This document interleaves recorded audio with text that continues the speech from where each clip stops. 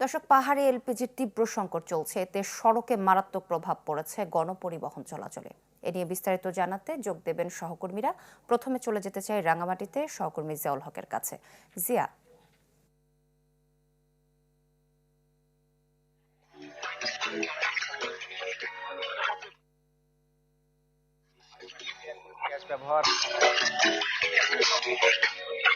সড়কে যে পরিবহন করে যে অটোরিকশা সিএনজি গুলোর যে এলপিজি যে ফিলিং স্টেশন গুলো রয়েছে সেখানে আসলে তীব্র সংকট তৈরি হয়েছে।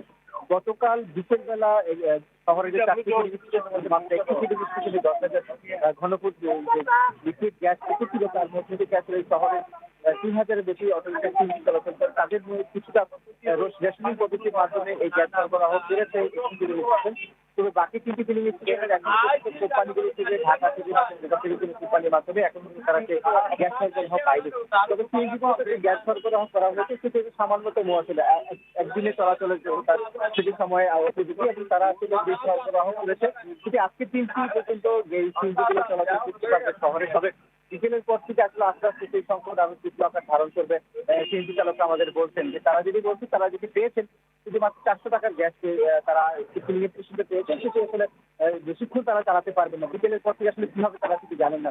তবে আমরা ফিলিং স্টেশনগুলোর সাথে যোগাযোগ করার চেষ্টা করেছিলাম। আমরা যারা গ্যাস সরবরাহ করে তারা যদি বলছে তাদের কাছে 10,000 লিটার ছিল সেটি তারা বিতরণ করেছে সর্বোচ্চ সিএনজি চালক সিএনজির মাধ্যমে।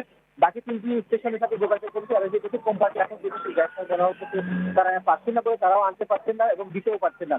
এবং তারা আরেকটি কথা বলছেন যে ঢাকা সহ বিভিন্ন জায়গায় আছে গ্যাস কোম্পানিগুলো যে আন্দোলনের গুজব ছড়িয়ে পড়েছে সেটি আসলে মানুষের মধ্যে আতঙ্ক সৃষ্টি করছে। যে যারা সড়কে বের হয়েছে জনসাধারণ তাদের সাথে কথা বলেছে, তারা যদি বলছে যে গত কয়েকদিন ধরে যে তীব্র সংকট হয়েছিল এবং রাঙামাটির সিএনজিগুলোতে আগে একসময় তেলে পরিবহন করতে। জিয়া, ধন্যবাদ আপনাকে। দর্শক, এবার জানবো বান্দরবানের খবর। সেখান থেকে আমাদের সাথে যুক্ত হচ্ছেন সহকর্মী ইয়াসিনুল হাকিম। ইয়াসিন, আমি এখন দাঁড়িয়ে আছি বান্দরবানে যে একমাত্র একটি এলপিজি গ্যাসের যে সরবরাহ পাম্প রয়েছে সেখানে আমরা দেখেছি সকাল থেকে গত 3-4 দিন ধরে আসলে কিন্তু রাঙ্গামাটি সহ পার্শ্ববর্তী যে বাঙ্গালখালী উপজেলা রয়েছে বিভিন্ন জায়গা থেকে সিএনজিতে যারা গ্যাসের যে এলপিজি ইউজ করে তারা কিন্তু এখানে আসলে সারিবদ্ধভাবে তারা লাইনে দাঁড়িয়ে কিন্তু গ্যাস নিয়েছে। আমরা কথা বলেছিলাম সেই সমস্ত মানুষের সাথে, তারা আমাদেরকে যেটি বলছে দীর্ঘদিন ধরে বান্দরবানের যে গ্যাসের সরবরাহ হচ্ছে সেটি স্বাভাবিক টাকার খবর পেয়ে কিন্তু তারা রাঙ্গামাটি এবং বাঙ্গালখালিয়া, রাঙ্গুনিয়া, রাউজান সহ বিভিন্ন জায়গা থেকে এখান থেকে এসে তারা গ্যাস সরবরাহ করেছে।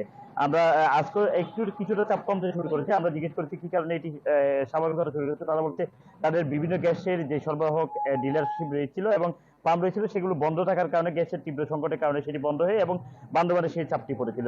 গতকাল থেকে আজকেও আমরা বেশ কিছু যারা গ্যাস নিচ্ছে তাদের সাথে কথা বলেছি। তারা বলছে আসলে কেউ বাঙ্গালখালিয়া, কেউ রাঙ্গুনিয়া, কেউ রাউজান এবং পার্শ্ববর্তী বান্দরবানের বিভিন্ন উপজেলা থেকে তারা এসে এখানে গ্যাস সরবরাহ করছে। বান্দরবান জেলাতে 2টি মাত্র গ্যাস সরবরাহের পাম্প রয়েছে, দুটিতে আসলে স্বাভাবিক রয়েছে এবং আমরা যারা গ্যাস সরবরাহ করছে তাদের সাথে কথা বলেছি। তারা আমাদেরকে যেটি বলছে তাদের 9,000 লিটারের যে ট্যাঙ্কি রয়েছে সেখানে প্রতিদিন বান্দরবান জেলায় 2,500 লিটার সরবরাহ করা হলো, কিন্তু গত 2-3 দিনে তারা আসলে প্রায় 6,000 লিটারের উপরে তারা গ্যাস সরবরাহ করেছে বলে আমাদেরকে জানিয়েছে এবং আজকেও তাদের স্বাভাবিক রয়েছে। এবং তারা বলছে বান্দরবান সহ বিভিন্ন জায়গাগুলোতে যেগুলো পাম্প বন্ধ হয়ে গিয়েছিল সেটি এখন কিছুটা স্বাভাবিক হচ্ছে এবং এই চাপটা কিছুটা কমতে পারে বলে তারা আমাদেরকে জানিয়েছে।